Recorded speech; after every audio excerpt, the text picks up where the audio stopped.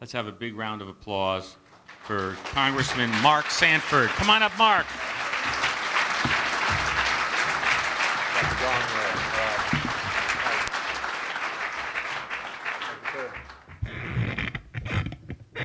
Okay, Mallory, thank you. Pleasure.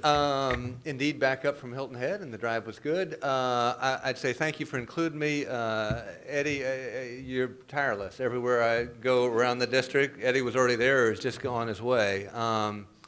Bobby, an honor to be in your company. Bobby and I did not overlap in Congress, but we did on the governorship, and he's just incredibly impressive. I think he's one of the real thought leaders of our party, and look forward so much to hearing your thoughts. Catherine, I'd hope to make it back from Hilton Head in time to hear your thoughts, and so I want you to give me the cliff notes afterward, all right? What I thought I might do is touch on 3 quick spending things and 1 on war, and then we'll call it quits. 1, I think that you ought to think about September 18th as being your financial Halloween. September 18th was the date of the last CR that just passed in the Congress. And I say financial Halloween because if you stop and think about it, a large part of what you thought you controlled in your federal government, you don't control. So think about the rough math as this. About 2/3 of your federal government is on automatic pilot, what they call entitlement spending, Medicare, Medicaid, Social Security. The other third has always been debated by the Congress. Domestic discretionary is what they call it, and a few other things. That third has been debated, but not so much lately. So I remember when I was first in Congress going down to the floor of the House of Representatives with Tom Coburn and literally offering 100 amendments to the Ag Bill, which was kind of overdoing it, sort of a filibuster in the House, which you can't have. But in fairness to the system, you could offer your 2 cents and say, this, I think, is what people back home believe, and I'm going to try and convey that thought as best I can. Well, and I'm sure Bobby did the same thing in different amendments that he would offer there on the floor of the House of Representatives. Well, roughly for about the last 5 years, that process has gone out the window, and your government has been operating by CR and omnibus. CR is simply saying, let's take whatever we spent last year, and we'll spend it again this year. And can you imagine anything more disastrous in your business if you were to say, I'll tell you what we're going to do. We're going to take what we spent last year, and we're going to spend it again this year. I mean, that reshuffling of the deck is vital to making anything work. This area isn't working so well. Let's take some money out of this, and let's redeploy it into this area that's doing exceptionally well. That annual shuffling has not been taking place, and then these things that get wrapped up into what's called an omnibus bill, which is a giant bill wherein there's no accountability because it gives anybody in elected office a reason to say, I voted for it or I voted against it because there are like 1,000 things in it. So what happened then was, fast forward to basically this last year, because the House and Senate couldn't get together on their budget categories, you were at this stalemate, so let's pass the Ryan Murray budget, and what that'll do is it'll set us back to what we call regular order. Senate will be at one number, House will be at the other number. We'll finally begin to produce these 12 appropriation bills that are part of that yearly debate that we used to have on domestic discretionary. Well, that lasted all of about 6 months. Now, I want you to think about it. So the only piece of financial discipline in town was the sequester that went in place as a result of certain things not happening. The Ryan Murray budget was set up to say, all right, let's come up with a new way of skinning this cat, and it all went out the window with that CR that passed September 18th. And I think it has very, very scary implications in terms of the way your money gets managed in Washington, D.C., not just in the rest of this Congress, but in the next one going forward. That'd be point 1. Point 2, deficits aren't real, but they do matter. You may remember Vice President Cheney saying deficits don't matter. I think that what all of us would say in terms of conventional conservative wisdom would say, no, wait a minute, spending more than you're taking in absolutely does matter. Because a deficit is basically, the tab handed to the next generation is what it is. And there's certain moral contract that doesn't work if you're saying, well, we're going to spend it now. We'll enjoy the benefits of that, but we're going to hand the bill to somebody else. And so I want you to think about these numbers. 2014, in other words, the end of last year, debt was 16,719, right? Call it right around 17, just a little bit shy of $17 trillion, okay? We just ended the fiscal year September 30 this year, and the number is 17,633. The difference between those two numbers is 914 billion. Now here's the interesting part. You may have heard the president talking about deficits are coming down, deficits are coming down, deficits are coming down. The number that they use is 492, about half that number. But you would think, wait, if we have one debt number at the end of one year, and then you get to the end of the next year and you've got a different, that difference is deficit, right? Not in Washington, D.C. It's about half that number. 2 points to this that are very, very important. I don't want to bore you with math, but it's really, really important. One is the deficits that we do have are being shielded by things that aren't going to last. So for Freddie and Fannie, after the financial crisis of 2008, federal government took them over, and they contribute about $100 billion a year to the federal government. Well, guess what? That isn't going to last forever. Another thing that happened was, the federal balance sheet, the Fed has ballooned its balance sheet from about, $800 billion to almost $5 trillion. Balloon. So as a consequence, it pays interest into the federal government, again, roughly about another $100 billion. So those things are shielding the numbers that we have. But when interest rates go against the Fed, those chickens do come home to roost, and you're going to see the numbers turn the other way.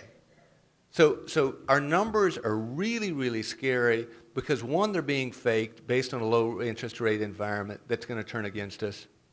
And two, it really underscores, for instance, the importance of Iron Dome. Many people, I suspect, in this room were upset with me for voting against the Iron Dome funding.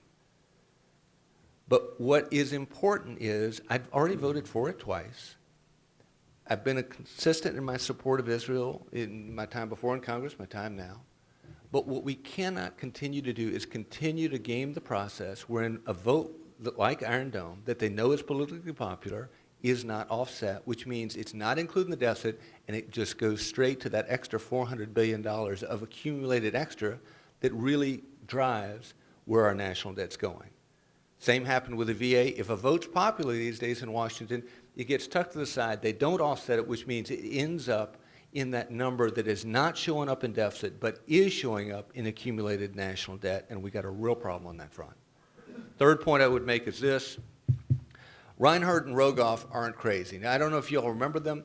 That's the professor from the University of Maryland and the professor from Harvard who wrote a book entitled This Time It's Different. And they chronicle roughly the last 800 years of financial history, looking at governments, and what they found was that in every case, without exception, folks got to this sort of tripping point wherein they said, do we go back to what made us competitive and maybe a world power or a power in the first place, or do we stay on this happy but unsustainable cycle of upward government spending? And more often than not, they said, let's stick with the happy route because this time it's different. And what they go on to show in this book is it never was, and it never is, that math always works. And so I want you just to remember this number is coming at us not in our grandkids' time and not in our kids' time, but in our lifetime, because the operative number is 2025. What the budget numbers in Washington show is that by the year 2025, we'll only have enough money for interest and entitlements and nothing else. So forget the debate on domestic discretionary, forget the debate on defense, to forget the debate on so many categories of government, 2025. And if you believe that financial markets anticipate, which they always do, this crisis point is coming not 10 years from now, but I suspect earlier. This is coming at us really, really fast. To give you a sense of how fast it's compounding and coming in our direction, think about this. In the history of our republic, up until the presidency of George Bush, we'd accumulated $5 trillion in national debt. Okay? Roughly 200 years, $5 trillion ticker. During the Bush presidency, it went from $5 to $10 trillion. It doubled, just in one presidency. Now, we're one president later, here with the Obama presidency, we're scheduled to go, so it went from 200 years to get to 5, 8 years to go from 5 to 10, and now with the Obama presidency, it's looking like it's going to double again because we're at 17. He's still got another 2 years left. We will go from 10 to $20 trillion in national debt. Einstein was once asked, what's the most powerful force in the universe? His reply was compound interest. This thing is coming at us, and I would just again remind you to really look carefully at votes like Iron Dome, veterans, and other things when they're not offset. Last point, well, we'll save the last point. We'll come back to war maybe during questions. Yes, sir. Questions?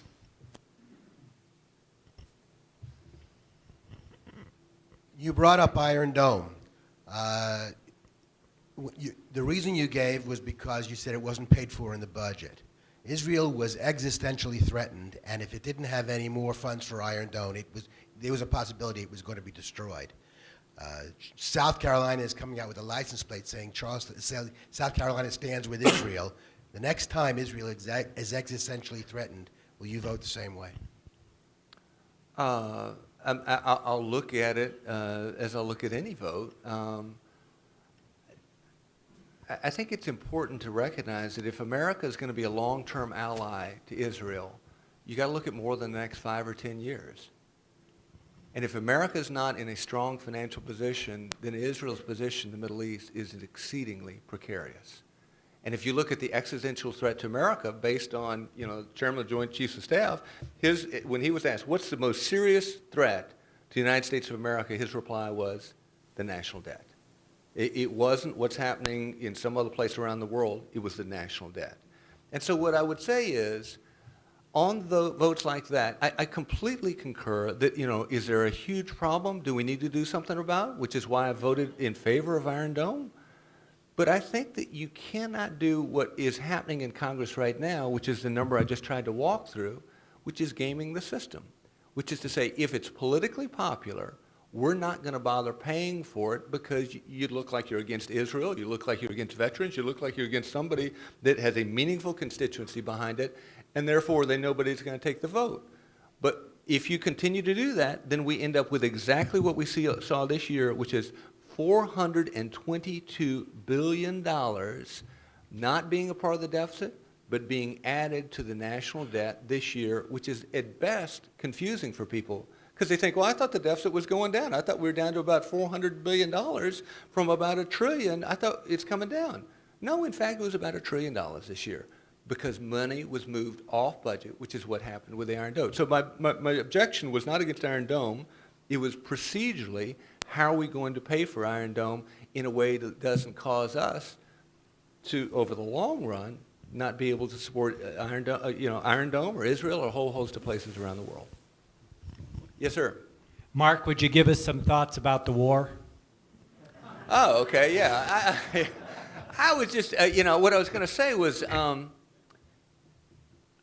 would just ask everybody to really get exercised about this because where we're headed, if you're following Dempsey's comments, we're headed toward boots on the ground going back in the Middle East. We've had a 10-year experiment with boots on the ground.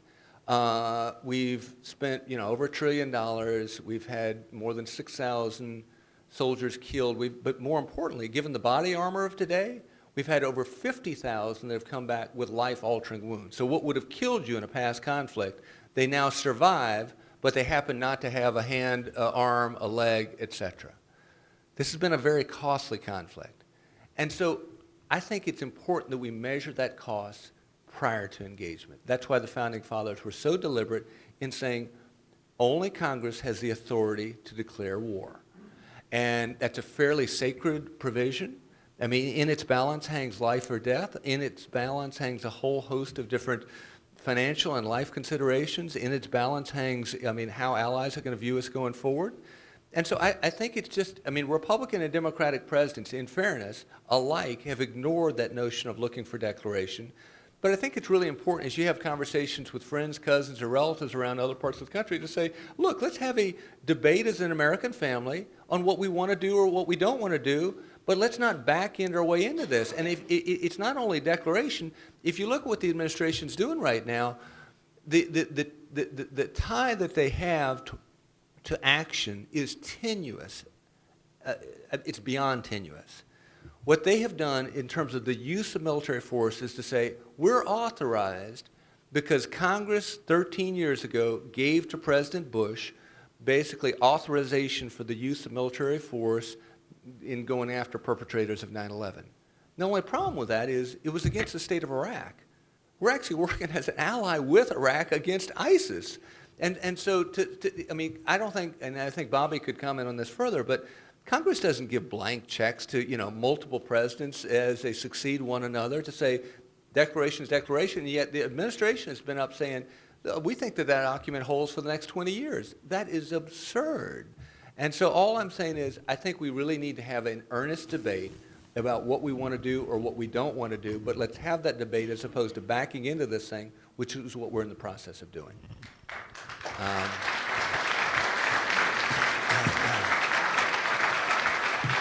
Next question. Mark, thanks for your service. You've mentioned before in previous conversations, you didn't speak of it specifically tonight, but one of the things you've mentioned before is that a 10-year time horizon is too far, but maybe 5 years down the road, we may find ourselves in a position where we're in a period of extreme inflation, and you've mentioned the numbers, maybe 25, 30% inflation. What really makes you think that we're going to be at that point? I think that a look at history, I mean, I go back to the Reinhard Rogoff book. I go back to a lot of other examples. It's the easiest way out. And I think oftentimes what people look for in any political seat is the easiest way out. And so I think, I mean, there are only three ways out. I mean, you're going to have to raise taxes substantially, you're going to have to continue to borrow a bunch more, or you're going to have to cut substantially, or you run deficit. But at some point, there's less of an appetite in our ability to sell bonds around the world than there is now, and I think we're approaching that, at which point interest rates would go up to attract, folks in buying what would amount to fairly risky debt. If you look at, there's this guy, Lawrence Kotlikoff, up at the University of Boston. He's done a study on a thing called generational accounting. And what he points to is that the imputed tax rate for a kid born into America today is around 80%. In other words, we're never going to get there. That's not that far from slavery. But the reality is something's going to break between now and when we get there. I suspect it's inflation. Thank you for letting me be with you. Sure appreciate it. Thanks.